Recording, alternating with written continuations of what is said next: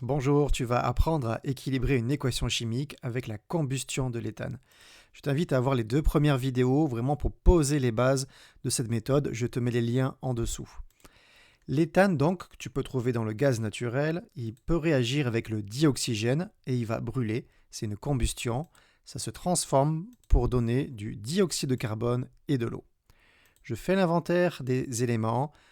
Dans les réactifs, j'ai du carbone, de l'hydrogène et de l'oxygène, je les vois ici. Et dans les produits, c'est la même chose. Maintenant, je les compte. Carbone, j'en ai 2 à gauche, un seul à droite. Hydrogène, 6 à gauche, 2 à droite. Oxygène, 2 à gauche. Et à droite, j'en ai 3. J'en ai 2 du CO2 plus 1 de l'eau H2O. Maintenant, on va équilibrer. Donc carbone, on voit qu'il y en a 2 à gauche, un seul à droite. On ne touche pas à la molécule, CO2 doit rester CO2. Ce que je vais faire, c'est mettre un coefficient stoichiométrique devant, parce que 2 fois 1, ça fait 2.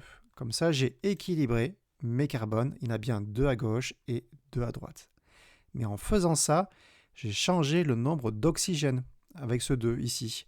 Maintenant, des oxygènes, dans les produits, j'en ai 2 fois 2, ça fait 4, parce qu'on a CO2, CO2, ça fait bien 4 oxygènes, 2 fois 2, plus un cinquième ici qui vient de l'eau. Donc oxygène, il n'y en a plus 3, maintenant il y en a 5. Maintenant, on va s'occuper de l'hydrogène. J'en ai 6 à gauche, 2 à droite, on a vu. Pareil, on ne touche pas à l'eau.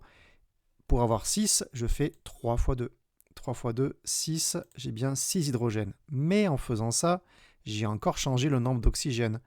Des oxygènes maintenant, j'en ai 2 fois 2, 4, plus 3 fois 1. 4 plus 3, ça fait 7. J'ai 7 oxygènes dans les produits. Justement, maintenant, on va équilibrer les oxygènes. On voit donc que j'en ai 2 à gauche et 7 à droite. Donc, la seule façon d'avoir 7 oxygènes de ce côté-ci, c'est 7 demi. Parce que 2, c'est un chiffre pair et 7, c'est impair. Donc, pour l'instant, on va mettre 7 demi. Parce que 7 demi fois 2, ça fait bien 7. J'ai 7 oxygènes. Ma réaction, elle est équilibrée. Sauf que, par convention, on va éviter ces fractions.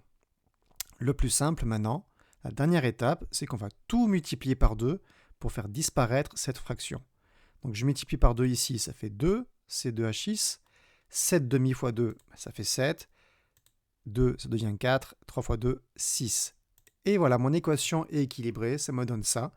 Ça, c'est les conditions stoichiométriques pour avoir une bonne combustion, une combustion totale de mon éthane.